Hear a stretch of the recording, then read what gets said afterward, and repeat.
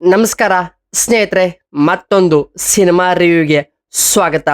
ಇವತ್ತು ನಾನು ರಿವ್ಯೂ ಮಾಡುತ್ತಿರುವ ಆಪ್ಷನ್ಸ್ ಎಂಬ ಒಂದು ಇಂಗ್ಲಿಷ್ ಸಿನಿಮಾ. ಈ ಒಂದು ಸಿನಿಮಾ ಒಂದು ಹಾರರ್ ಮಿಸ್ಟಾರಿಕಲ್ ಒಂದು ಸಿನಿಮಾವಾಗಿದೆ. ಒಂದು ವಿಶ್ ಮಾಡಿದ್ರೆ ನಿಮ್ಮ ಲೈಫ್ ಟೋಟಲಿ ಚೇಂಜ್ ಆಗುತ್ತೆ ಅಂದರೆ ನೀವು ನಂಬ್ತೀರಾ? ಹೌದು, ನಂಬಲೇಬೇಕಾದಂಥ ಒಂದು ಸಿನಿಮಾವಾಗಿದೆ. ಈ ಒಂದು ಸಿನಿಮಾ ಒಂದು ಹಾರರ್ ವಿತ್ ಲವ್ ಸ್ಟೋರಿ ಜಾನರಲ್ಲಿ ಬಂದಿರುವ ಈ ಒಂದು ಸಿನಿಮಾದ ಕತೆ ಬಗ್ಗೆ ಇವತ್ತಿನ ಒಂದು ಮೂವಿ ರಿವ್ಯೂನಲ್ಲಿ ನಾನು ನಿಮಗೆ ಸಂಪೂರ್ಣವಾಗಿ ಮಾಹಿತಿ ಹಾಗೂ ಇನ್ಫಾರ್ಮೇಷನ್ಗಳು ಕೊಡುತ್ತಿದ್ದೇನೆ. ಕಂಪ್ಲೀಟಾಗಿ ಕೊನೆ ತನಕ ನೋಡಿ, ಸ್ಕಿಪ್ ಮಾಡಬೇಡಿ ಸ್ನೇಹಿತರೆ. ಹಾಗಾದರೆ ಈ ಒಂದು ಸಿನಿಮಾದ ಕತೆ ಬಗ್ಗೆ ನೋಡೋಣ. ಕತೆ ಒಳಗಡೆ ಏನಿದೆ, ಕತೆ ಹೇಗಿದೆ, ಕತೆ ವರ್ಕ್ ಆಗಿದೆಯಾ ಅಥವಾ ಇಲ್ಲ ಅಂತ ಚರ್ಚೆ ಮಾಡೋಣ ಬನ್ನಿ.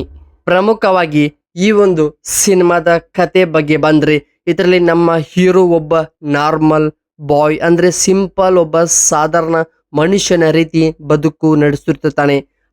ಅವನಿಗೆ ಒಬ್ಬಳ ಮೇಲೆ ಸಿಕ್ಕಾಪಟ್ಟಿ ಲವ್ ಇರುತ್ತೆ, ಕ್ರಶ್ ಇರುತ್ತೆ.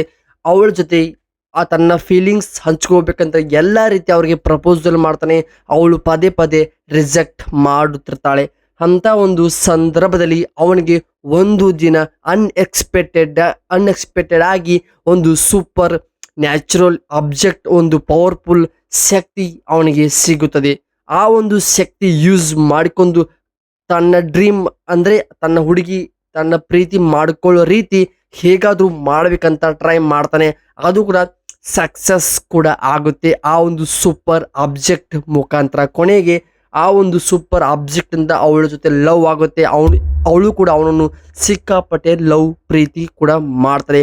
ಎಲ್ಲವೂ ಕೂಡ ಪರ್ಫೆಕ್ಟ್ ಆಗಿ ನಡೆಯುವಂಥ ಟೈಮಿನಲ್ಲಿ ಒಂದು ಟ್ವಿಸ್ಟ್ ಎದುರಾಗುತ್ತದೆ.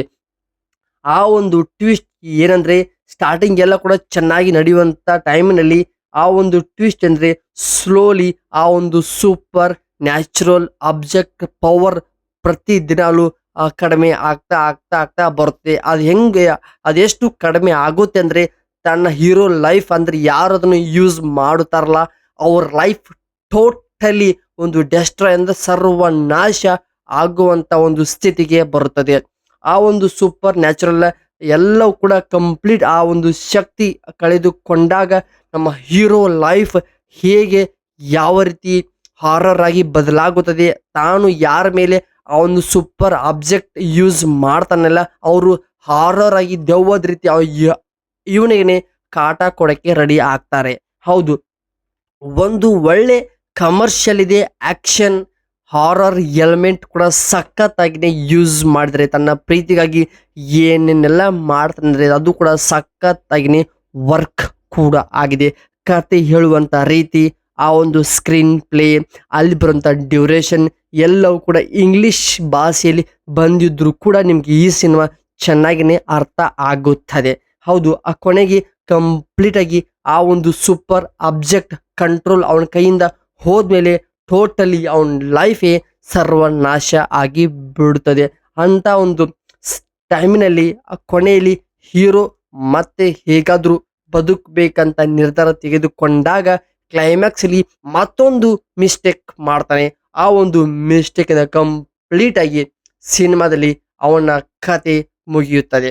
ಹೌದು, ಈ ಸಿನಿಮಾ ಸಖತ್ತಾಗಿದೆ. ಒಂದು ವಂಡರ್ಫುಲ್ ಅಮೇಝಿಂಗ್ ಹಾರರ್ ಫೀಲ್ ಕೊಡುವಂಥ ಒಂದು ಸಖತ್ ಸಿನಿಮಾ. ಸೊ ಈ ಸಿನಿಮಾ ಬೇಕಂದರೆ ನೀವು ಪ್ರೆಸೆಂಟ್ ಈ ಸಿನಿಮಾ ಥಿಯೇಟರ್ಗಳಲ್ಲಿ ರನ್ ಆಗ್ತಾ ಇದೆ. ಸೊ ನಿಮಗೆ ಈ ಒಂದು ಸಿನಿಮಾದ ಇನ್ಫಾರ್ಮೇಷನ್ ಆಗ್ಬೋದು, ರಿವ್ಯೂ ನಿಮಗೆ ಇಷ್ಟವಾಗಿದ್ರೆ ಸಬ್ಸ್ಕ್ರೈಬ್ ಮಾಡೋ ಮುಖಾಂತರ ನೀವು ನಮಗೆ ಸಪೋರ್ಟ್ ಮಾಡಬಹುದು. ಹಾಗಾದರೆ ಇಲ್ಲಿಗೆ ಈ ಒಂದು ರಿವ್ಯೂ ನಾನು ಮುಗಿಸ್ತಾ ಇದ್ದೀನಿ. ಮತ್ತೆ ಸಿಗೋಣ ಬೇರೆ ಒಂದು ಮೂವಿ ರಿವ್ಯೂದೊಂದಿಗೆ. ಕಾಯ್ತಾರಿ. ನಮಸ್ಕಾರ.